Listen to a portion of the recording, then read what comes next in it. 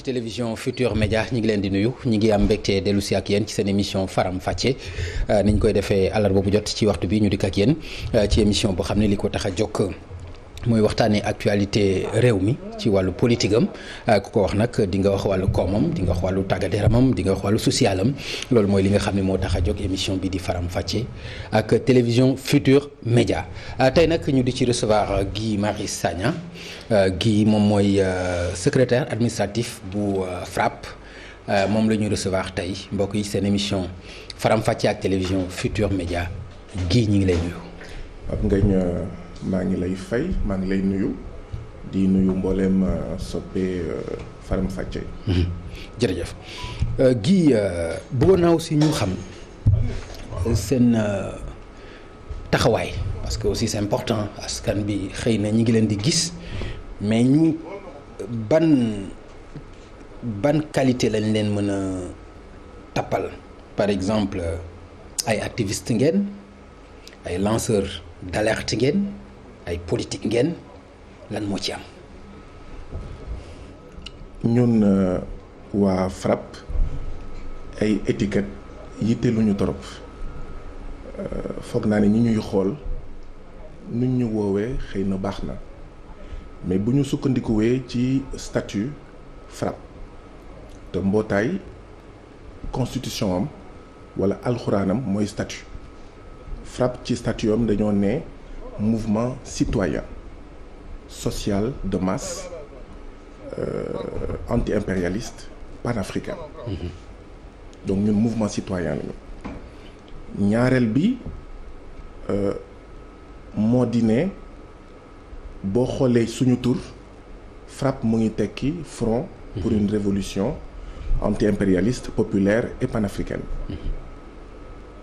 baatu révolution bi mën na la jox nga woowee ñu révolutionnaire yoo xam ne li leen tax a jóg mooy tinki Afrique mooy jatang bi ñu jatangee Afrique ak Sénégal ñu tinki ko ndaxte dañoo jàpp ne ñun bokk na ci suñuy jafe-jafe yu tar yi ñu war a saafara bu fekkee bëgg nañ génn ci ndóol bu fekkee bëgg nañ génn ci sous-développement mooy buumu jaam bi nga xam ne moo amoon jamono colonisation moo fi am ba léegi di ko jaarale ci base militaire étrangère yi nekk Afrique di ko jaarale ci làkku français bi ñuy jëfandikoo suñuy école ak suñuy administration ñu bind suñu constitution ne suñu làkk administrative wala officiel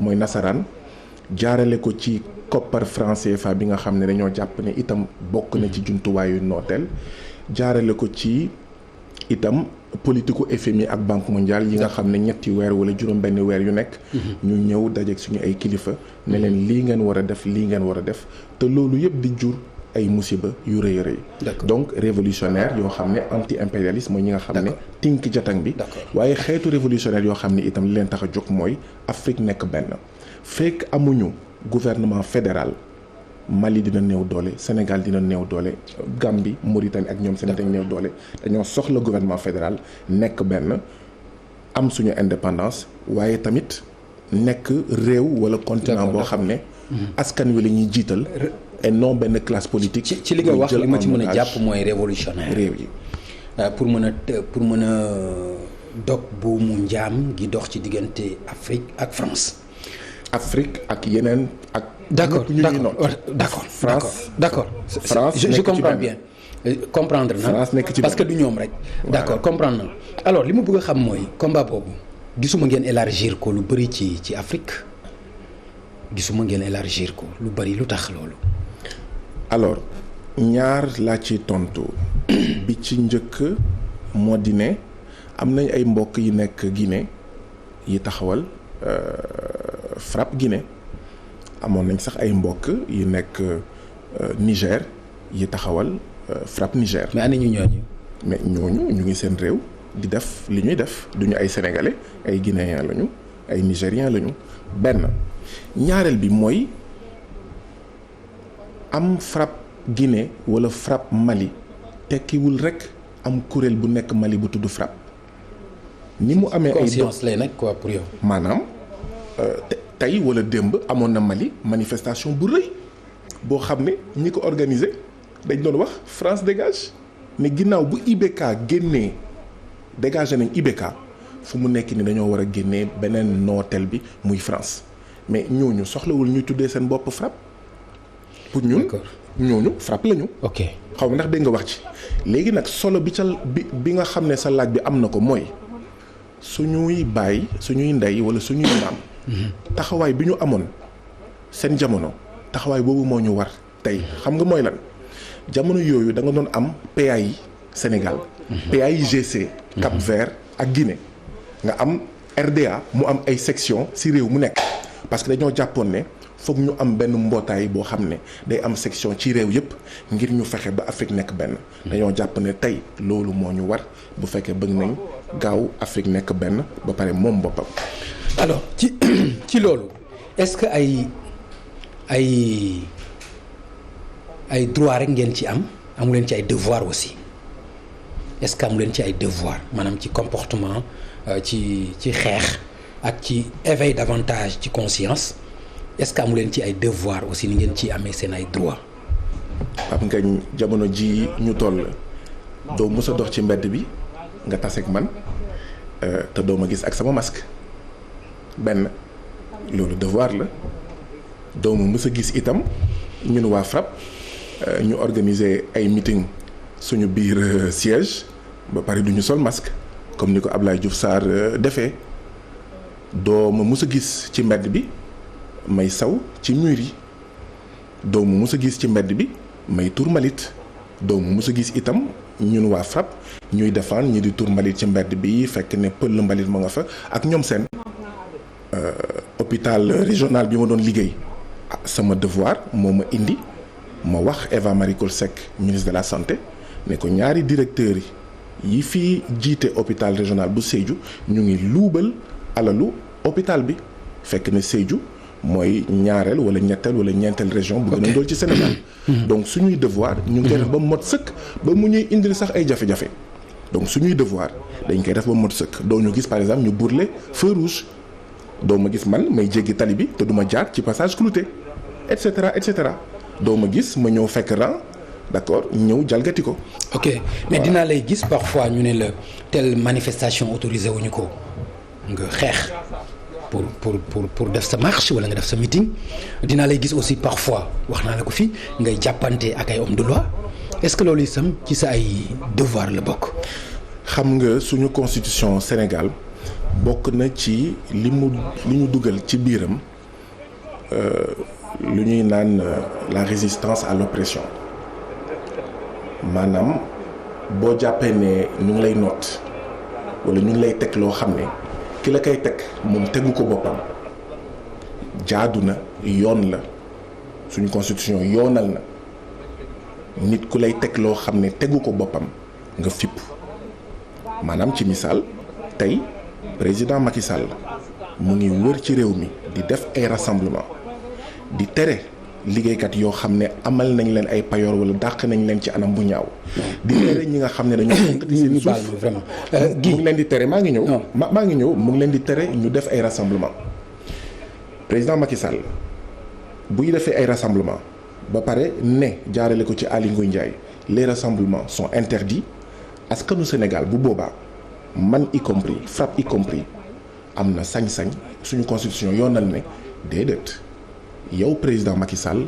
mënoo ñu teg ñun loo xam ne doo ko teg sa bopp. mu comme lan. mooy li ma wax c'est-à-dire que ministre Aly Ngouille Ndiaye moo ne les rassemblements sont interdits ndax mbas mi. non mais à Dakar jamono à Dakar exclusivement. non non mais pas à l'intérieur. non pas à l'intérieur. non nu mu tudd Pape Ngagne. waaw.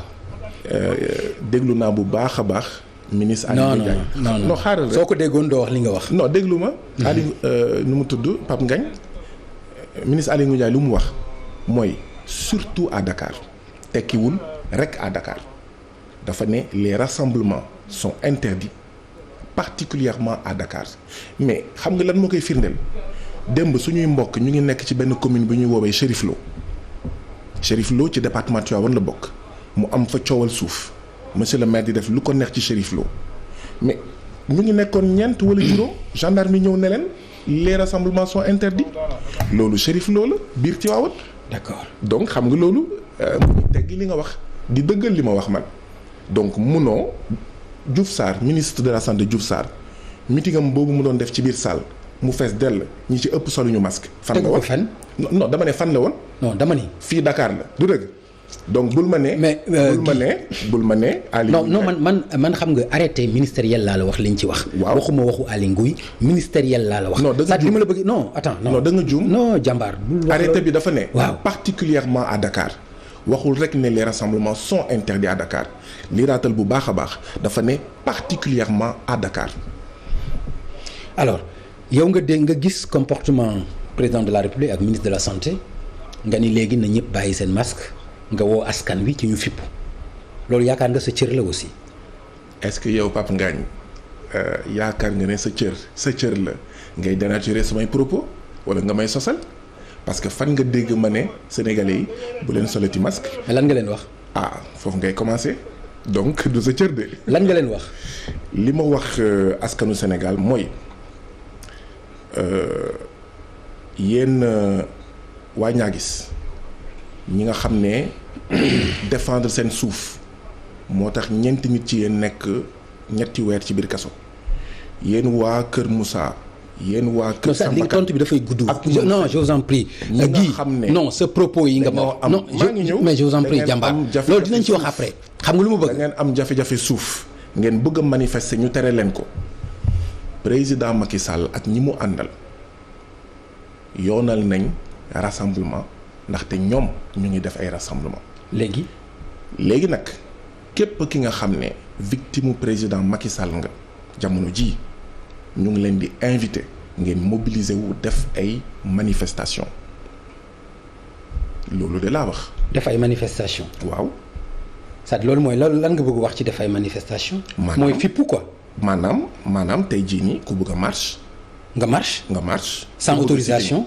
déedéet waxuma loolu man moom jafe na raar na nga gis ñun fu ñuy manifester te déposé wuñu jafe na. même ci biir mbas mi bi ñuy tere depuis même ci biir couvre-feu bi déposé nañ ay lettres d'information. mënuma la wax juróomi weer yi passé ñaata yoon la ñu interdire les animateurs culturels bu ministère de la culture ñun ñoo ànd ak ñoom ñu déposé ndax bañ politique bu nekk ministère de la culture ñu interdire leen ko defuñu ko. 7e promotion université virtuelle du Sénégal nga xam ne depuis daaw la ñu am bac te ba léegi amuñu machine ñu toll ci 1100 déposé nañ ñu interdire lañ ko.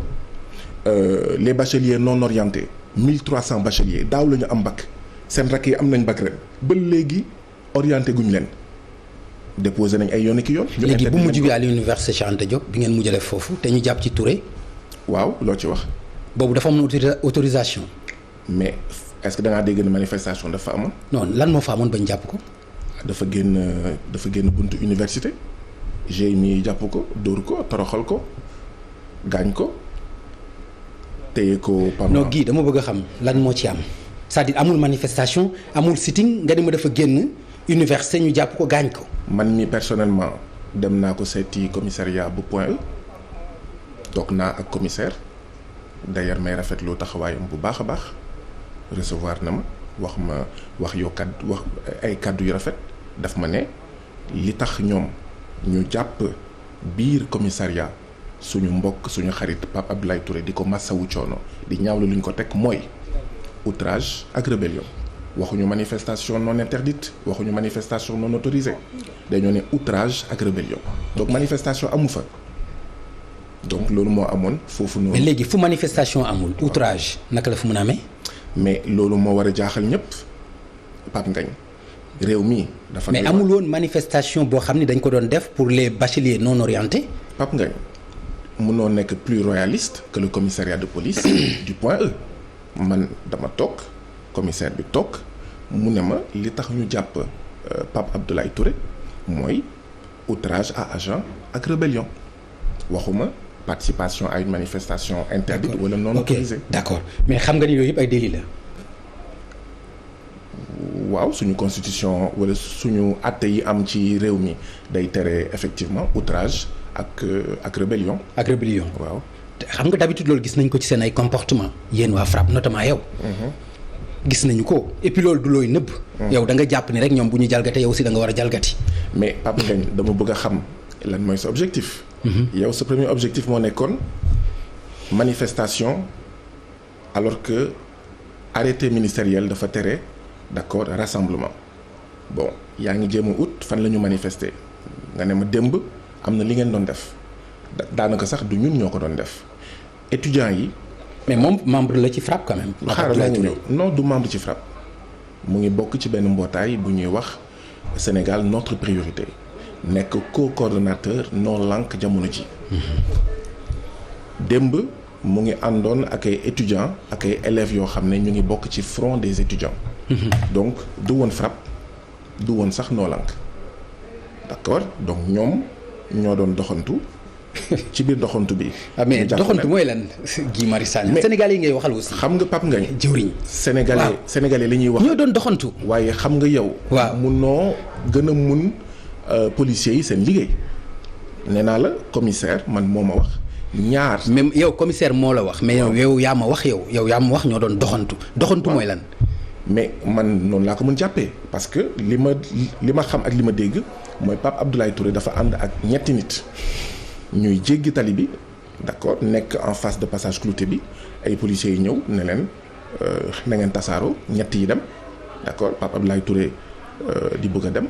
ci biir yow loolu nga dégg yanu na maanaam li nga dégg noonu. non man mënuguma àtte parce que man. mais attends àtte loowu ma la mais ci li nga dégg laa la wax est-ce que logique na. Pape Ngagne. waaw man seetuma lu logique. non mais man dama lay laaj. non xam nga lan laay seet. waaw li may seet mooy toog naa ak commissaire de police waxuma waxu manifestation waxuma waxu baare tali daf ma ne lii la ma nettali daf ma nettali ne gars yi dañoo ñëw fekk leen ñu ne leen ñu dispersé wu ils étaient 4 ñett ñi dispersé wu après je ne sais pas dans quelles circonstances la affaire yi envenimé wu man toogaguma ak Pape Abdoulaye Touré pour xam sa version des faits mais ce qui est constant Pape Ngagne te loolu la ñu mën a gum jàpp. mooy commissaire man waxuma manifestation. Khoureyssi Thiam ñu koy gërëm di ko sant. Khoureyssi Ba ñu koy gërëm di ko sant muy suñu avocat ñun ñëpp. dégg nañ li mu wax waxu fi ay rébellion la fi wax ak outrage. donc waxu fi waxu manifestation donc defaguñu manifestation pour revenir au sujet parce que loolu moo ëpp solo.